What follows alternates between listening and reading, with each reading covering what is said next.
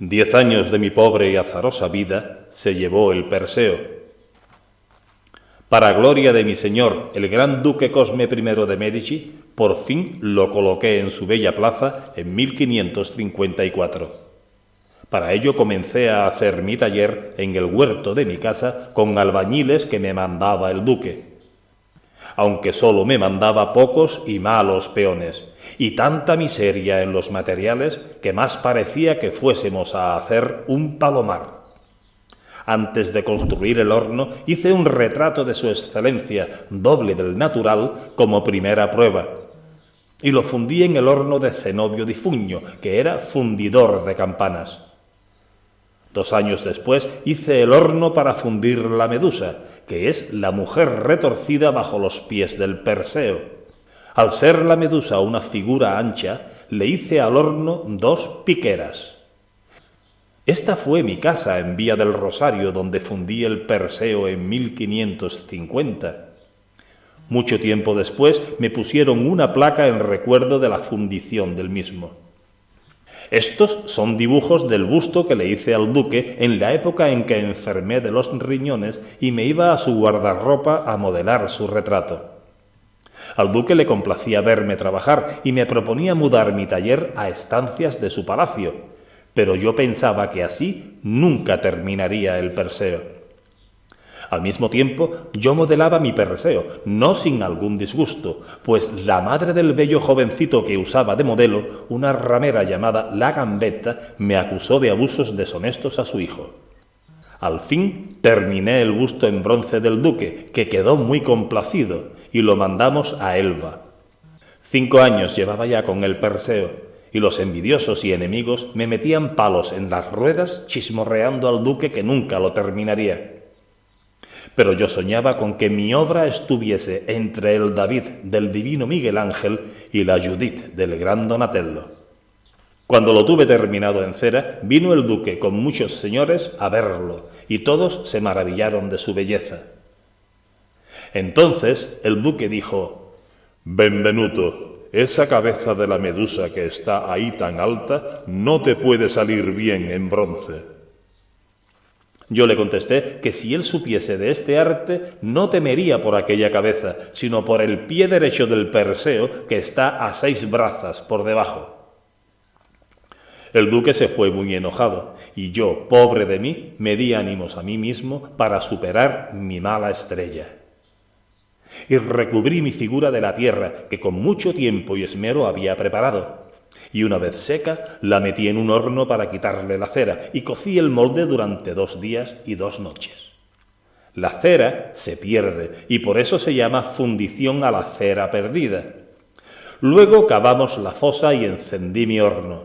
Y con muchísimo cuidado colocamos el molde del Perseo mediante cabrias y poleas.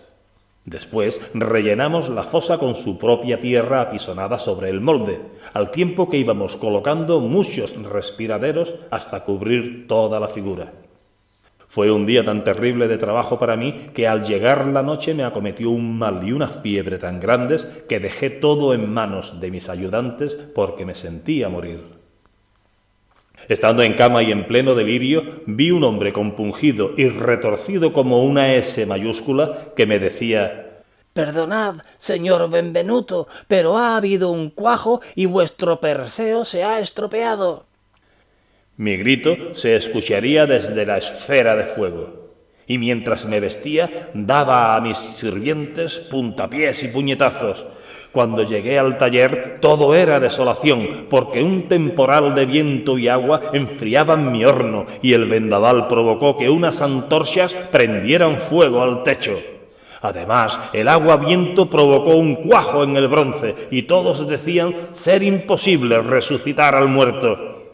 Maldiciendo a diestro y siniestro, prometí acabar con los culpables si no obedecían mis órdenes.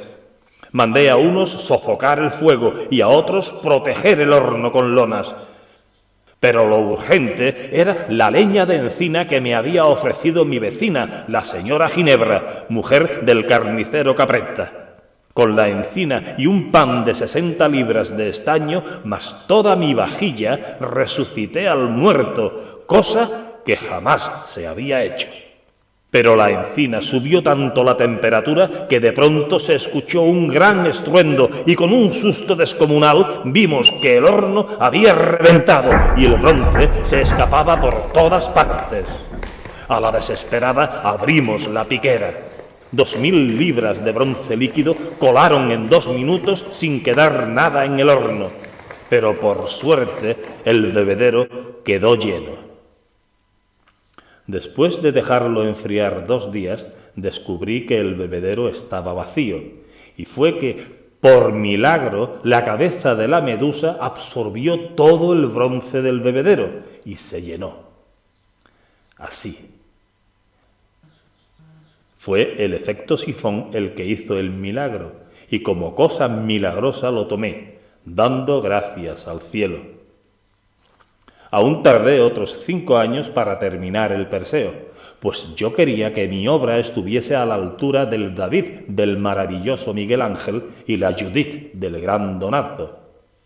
Con la fundición de mi Perseo, Florencia recuperó las técnicas del bronce a la cera perdida, cuyos secretos desaparecieron casi un siglo atrás, al morir Andrea del Verrocchio, que fue el maestro de Leonardo da Vinci.